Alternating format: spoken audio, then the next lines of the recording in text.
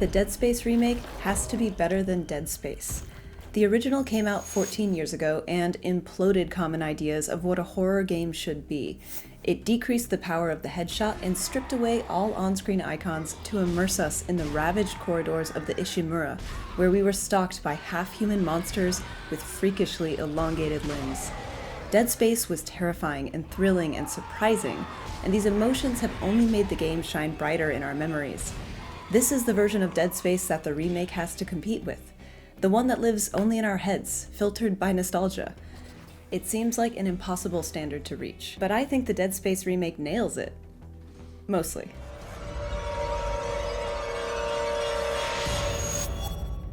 Motive Studio and EA held a demo event for Dead Space last month, and I got to play the first 3 chapters of the remake, stopping just after Isaac restarted the centrifuge. This was the full game in pre-beta form, and I played on PC with an Xbox controller. It was immediately impressive by modern standards. The metallic rooms of the Ishimura were filled with crisp, horrific details, and the health indicator running up Isaac's spine was clearer than ever. Tense instrumentals and mechanical humming noises rose and fell as he explored the ship, and sharp audio cues kept the sense of impending doom alive. Some of the sounds tapped directly into my nostalgia neurons, particularly at the save stations and while picking up items. The Dead Space remake has fresh voice acting, puzzles, storylines, and mechanics, and an AI-driven director that maximizes the horror of each scene. This system doesn't randomize the behavior of enemies, but it sets off environmental features like steaming pipes, harsh whispers, and flickering lights. Whatever the horror director was doing during my playthrough, it worked. I was suitably scared in every setting. In the demo, Dead Space followed a familiar cadence of dark hallways and towering necromorphs, but it also offered a handful of surprises. For one, the pulse rifle had a new alternative fire that threw out a small proximity mine, rather than a 360-degree spray.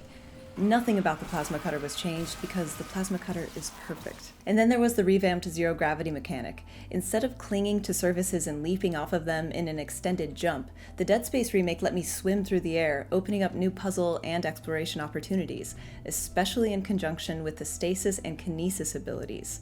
It all felt entirely natural, as if this was what developers wanted to do with Dead Space the first time around, but our 2008 hardware just couldn't handle it. Honestly though, right now today's hardware can't handle this version of Dead Space. There are no loading screens in the remake, and this feature caused critical problems during my playthrough. I encountered significant and persistent frame rate issues throughout the demo, particularly after walking through doorways as background loading kicked in. My game fully crashed once, and I voluntarily restarted it another time, after slogging through multiple scenes of stuttering animations. The frame rate issues were extremely frustrating. Isaac also felt sluggish at certain points, causing me to misfire my weapons or waste time stomping on already dead enemies.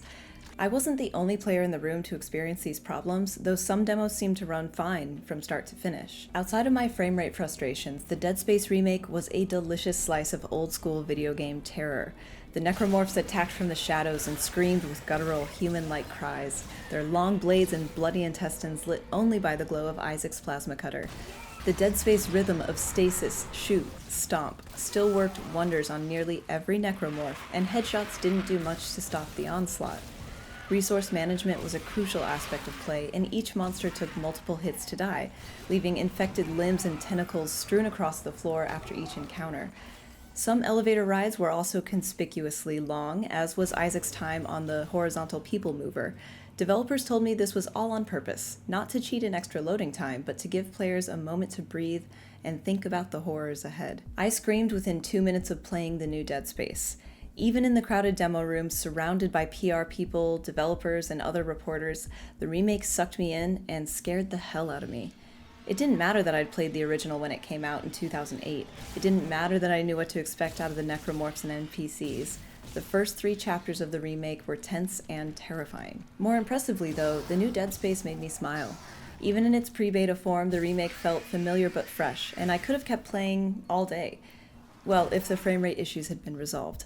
This problem worries me slightly, but there's time for Motive to address it before the game hits PC, PS5, and Xbox Series consoles on January 27, 2023. When the game ran smoothly, its lack of a HUD was still effective as an immersive tool, the necromorphs were horrifying, and the upgraded mechanics slid smoothly into the frantic rhythm of the game.